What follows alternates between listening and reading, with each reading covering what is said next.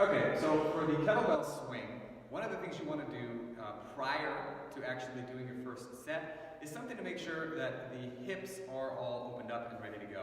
So we're going to start off by getting out of your own way with the swing in two ways. So number one, we're going to do some rocking.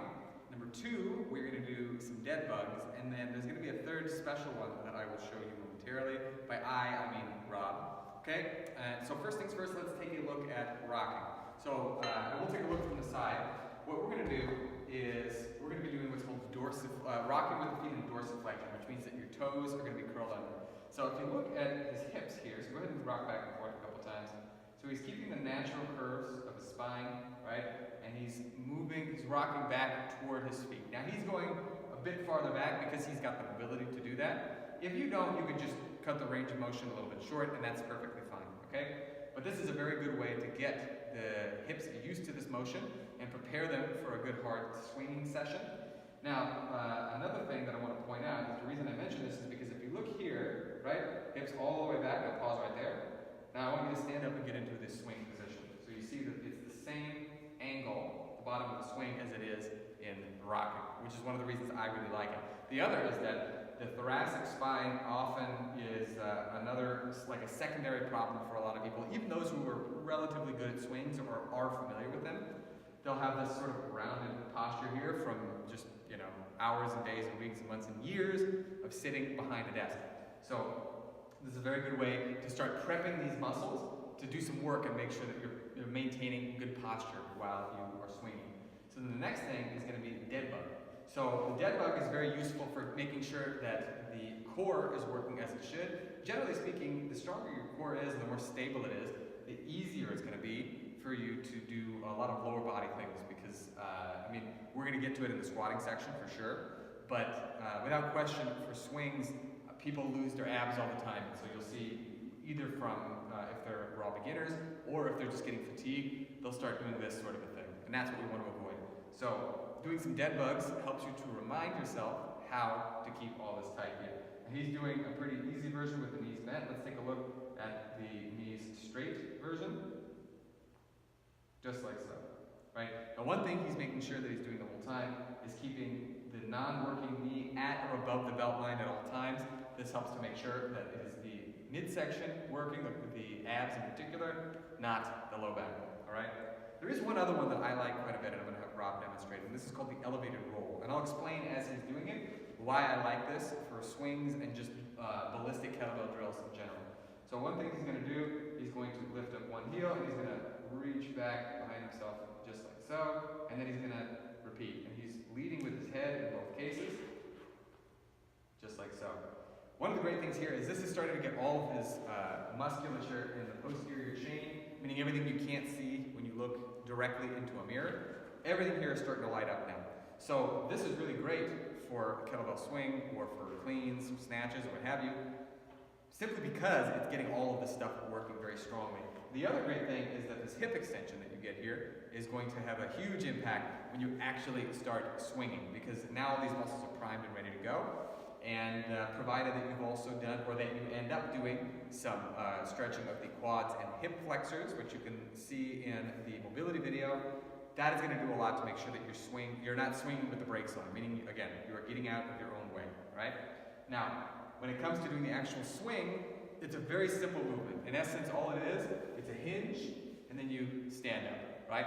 So we don't have to go into a whole ton of different nuances, but what I will say is that there are a couple of small drills that you can do that will make your swing a lot better very quickly.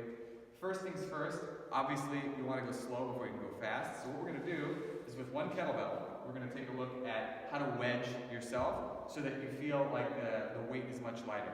And if you do a mental experiment, I'm not actually going to have Rob pick it up like this, but imagine he was going to try to do a deadlift with the weight out here. Regardless of the weight, it's going to not only feel a lot heavier, but the low back is going to suffer greatly. So you want it to be as close to your center mass as possible, okay? Or your center of gravity, I should say. Now, from here, he's going to reach down, and he's an exceptional deadlifter, so I want you to take a look how he sets up. We're going to show you from the front and then from the side, right? Good. Super easy, okay? Not bad for a guy who can deadlift 3 times his body. So let's take a look from the side, do the same thing. So watch as he gets into place. So I want them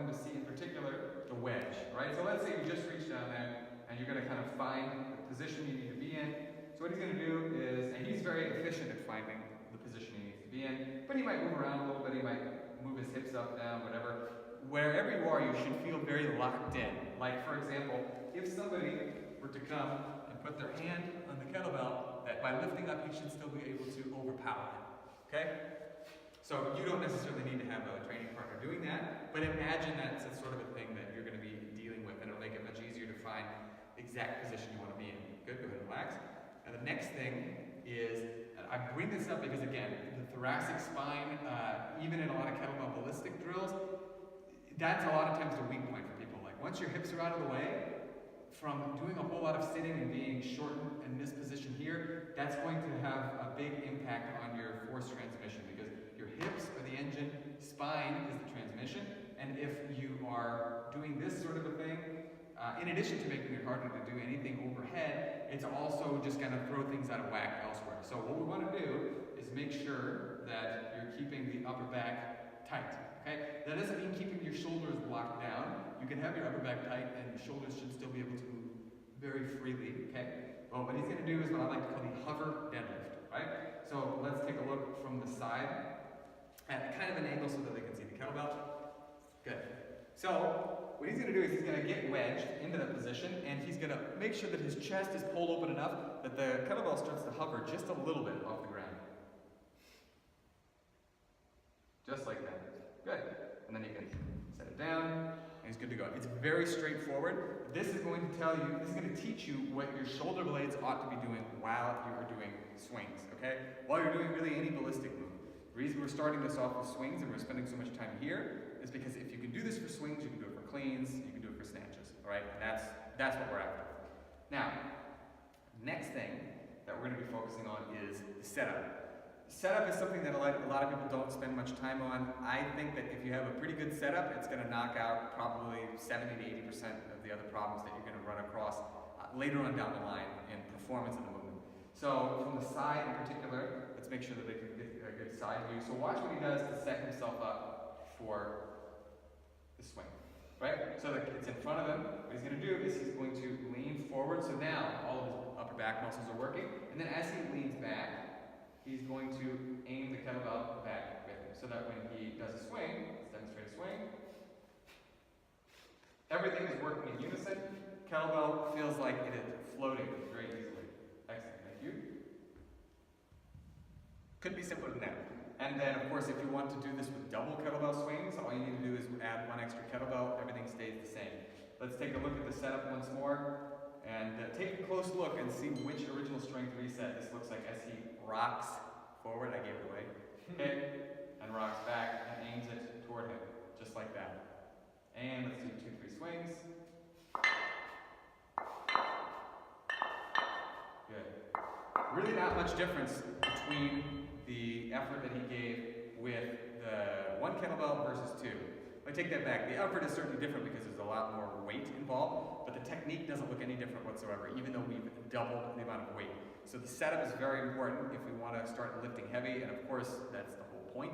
There's no point in lifting light for the rest of your life.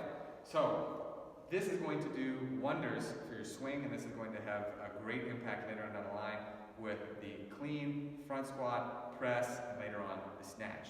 Stay tuned for those.